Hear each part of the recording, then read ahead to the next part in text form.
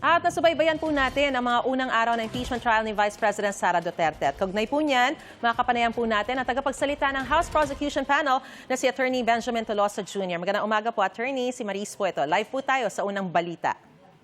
Magandang umaga, Maris, at magandang umaga din sa lahat ninyong mga taga-subaybay. Una po sa lahat, ano ba ang assessment ninyo sa unang linggo ng impeachment trial? Satisfied ba kayo sa paglalatag at pag-examine ng ebidensya sa naging pagtatanong po ng prosekusyon at gayon din yung pagkocross ng depensa? Tama ho, kami ho ay natutuwa, no? At naging produktibo ang unang linggo ng paglilitis, no?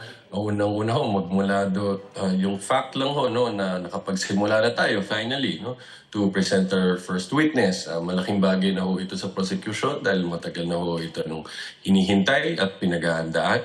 No? So, magmula ho sa opening statement ni Congresswoman Jinky Luistro kung saan nailatag ng mabuti, no? Kung anong ang magiging basehan ng articles of impeachment, no? At naiugnay ho ito, no? Kung anong epekto nito sa buhay ng bawat mamayang Pilipino, no? At in particular dito ho sa grave threats na una nating tinatalakay, no?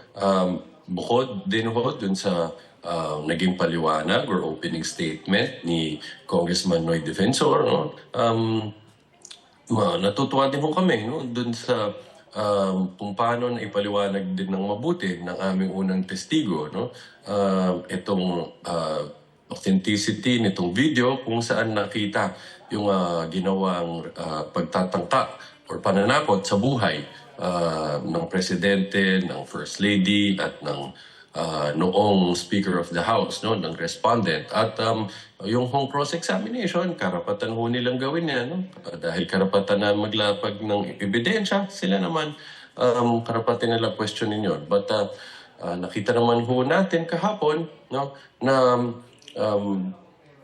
wala kaming nakitang mga substantial questions, no, regarding the authenticity of the video. As in fact, maalala po natin, ginamit mismo ng depensa yung parehong video na present ng aming first witness kung saan meron ho silang pinakita, no? Some portions of it. It shows that they were conceding, no, its authenticity. And tingin namin, isa hong pinaka-importante na sinabi ho ng aming first witness, no, na si NBI agent Kalilong, nung tinanong ho siya, para sa kanya, the threat is absolute.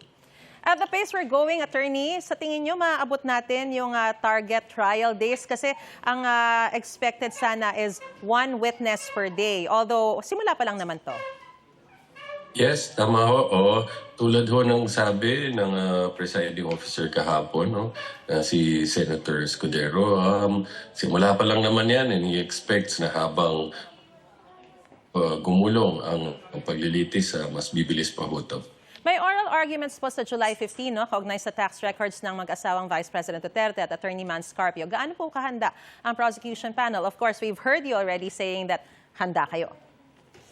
Yes, handang-handa naman ho kami dyan, no, dahil itong mga issues na to matagal naman na namin anticipate, no, na mapag-uusapan to, tatalakayin to, pagdidebatehan, no, the impeachment proceedings. So, we're ready for it.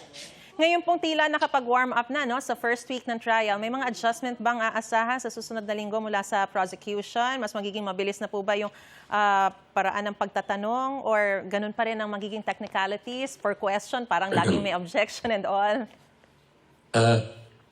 Magiging depende po talaga yan sa bawat testigo, sa bawat testimonya na kanilang ilalahad, no? At yung objections naman ho, no, ng kabilang panig, again, trabaho nilang gawin yan, no? Basta kami, no, siyempre, sa panig na mga objection ay hindi nararapat or walang basihan under the rules and evidence, we will counter those objections, no? And at the end of the day, sisiguraduhin namin, despite the attempts, no, from the other party from preventing us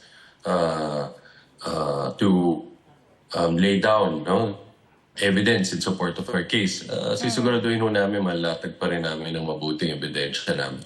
Attorney, we're expecting 3 witnesses na isasalang po sa susunod na linggo, no? Sina Lotoc Lopez, Zuleika Lopez at Sibelio.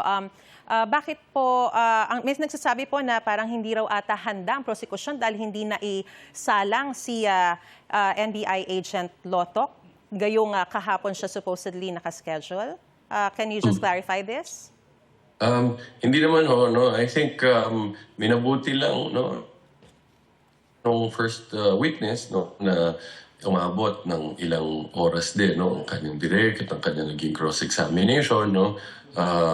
Mas maigi na tuloy na lang yung susunod. Anyway, sabi nga namin, unang linggo pa lang naman ito, yung pace hindi naman yan maapektuhan, pwede pa rin naman yung ihabol at mapabilis dun sa mga susunod na araw. Very quickly, Attorney, ano po yung reaction niyo sa sinabi ni Attorney Salvador Panelo na the prosecution has no case at all? Maris, ito ay sinabi after ma-present ang aming pa lamang, ano? But nonetheless, we respect everyone's opinion. All right. Maraming salamat, House Prosecution Panel Spokesperson Attorney Benjamin Tolosa Jr. sa inyo pong panahon, and we'll see you sa Senado next week. Maraming salamat din, Maris.